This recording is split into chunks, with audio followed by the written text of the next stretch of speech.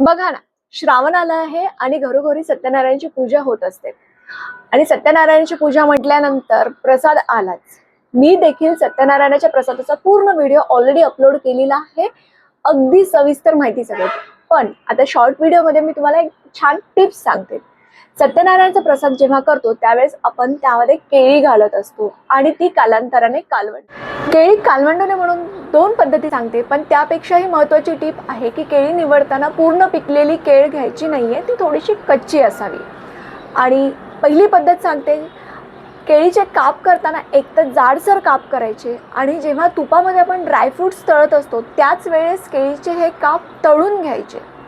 आणि दुसरी पद्धत म्हणजे काय की हेच जाडसर काप आहे आपण जर तुपात नाही परतून घेतले तर जेव्हा रवा परततो त्यावेळेस त्या रव्यामध्ये टाकून परतून घेतले तरी केळीचे हे काप कालवणार नाहीत, जशाच तसे राहतील आणि आपला शिरा दीर्घकाळ टिकेल. बाकी शिरा मऊ लुसलुशीत पांढरा शुभ्र होण्यासाठी खूप साऱ्या टिप्स दिल्या आहेत, त्याचा व्हिडिओ अपलोड केलेला आहे, तिथे तुम्हाला सविस्तर माहिती मिळेलच. पण ह्या दोन टिप्स तुम्हाला कशा वाटल्या ह्या मला कमेंट्समध्ये नक्की कळवा. आणि मला सपोर्ट करण्यासाठी चॅनलला सबस्क्राईब करा, लाईक करा, शेअर करा. धन्यवाद.